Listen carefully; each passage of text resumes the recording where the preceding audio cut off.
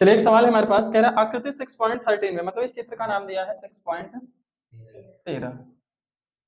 इसमें कह रहा है रेखा ए बी सी डी, जो रेखा ए बी और सी डी है एक दूसरे को क्रॉस कर रही है बिंदु ओ पर, तो कह रहा है प्रतिच्छेद करती है। तो यदि कोण ए ओ सी, और अगर कह रहा है ए ओ सी, इसको और इसको दोनों को जोड़ा जाए तो ये आता है 70 अंश, और अकेले बी ओ डी जो आता है वो कितना आता है 40 अंश। तो हमें पूछ रहा है कि बी ओ ई क्या होगा, क्या पूछ रहा है बी ओ ई, अकेले इस कोण का मान पूछ रहा है, और प्रतिवर्ती कोण सी ओ ई कह रहा है, बताइए क्या होगा सी ओ ई क्या होगा।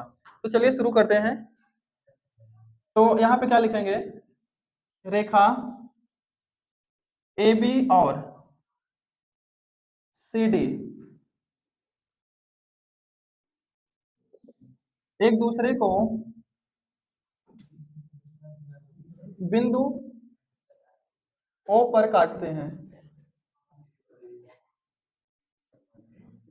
ओ पर क्या करते हैं काटते हैं। तो यहाँ पर जो है कोण ए ओ सी प्लस बी ओ ई बराबर 70 अंश आता है। देखो ध्यान से, ए ओ सी और बी ओ ई, ये और ये जोड़ने पर कितना आता है 70 अंश आता है। चलिए अब हम एक काम करते हैं, चूंकि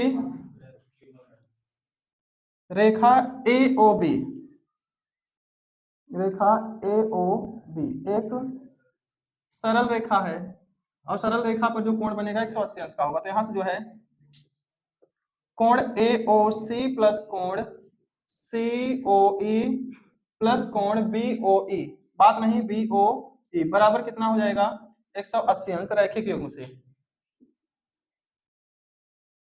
रैखिक युग्म से। अब इसमें आपके पास ए ओ सी और बी ओ ई का मान दिया है 70, और सी ओ ई का पता नहीं है, ये कितना है 180 है।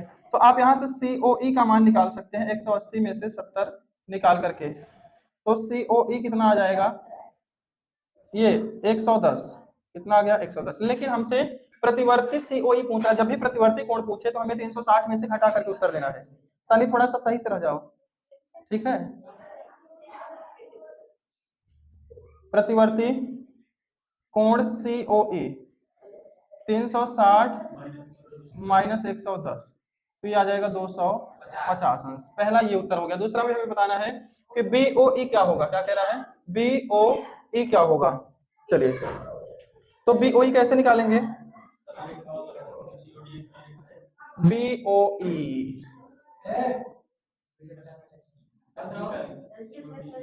चलिए इसी प्रकार रेखा CD एक सरल रेखा है, CD क्या है, CD एक सरल रेखा है, तो ये रैखिक युग्म बनाएंगे। तो कोण COE प्लस कोण BOE प्लस कोण क्या हो जाएगा BOD बराबर क्या हो जाएगा 180 नहीं 80। चलिए तो COE का मान रखेंगे 110 अंश, और BOE का पता नहीं, और ये 40 बराबर 180 अंश। तो यहाँ से BOE जो निकल के आएगा वो 180 अंश माइनस 150, तो कितना हो जाएगा 30 अंश। तो BOE कितना आ जाएगा 30 अंश, लिख लो।